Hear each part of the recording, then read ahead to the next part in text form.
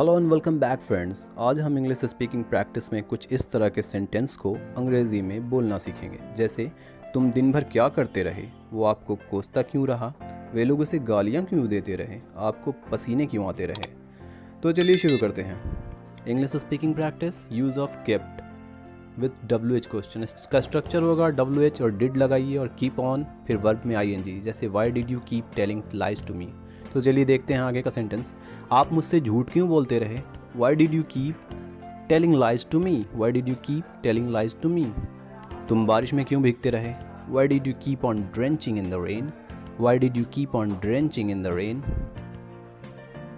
तुम इसके बकवास को कैसे सहते रहे, how did you keep on tolerating his nonsense, how did you keep on tolerating his nonsense. वो तुमसे अकेले में कब बात करती रहती थी, when did she keep on talking to you alone, when did she keep on talking to you alone। आप बहाने क्यों बनाते रहते थे, why did you keep on making excuses, why did you keep on making excuses।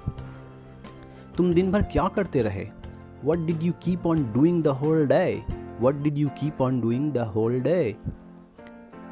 आपको topics कैसे मिलता रहता था, how did you keep on getting topics, how did you keep on getting topics।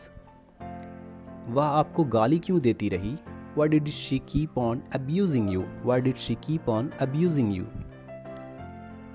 ये लोग उसे कोसते क्यों रहे, why did these people keep on cursing him, why did these people keep on cursing him।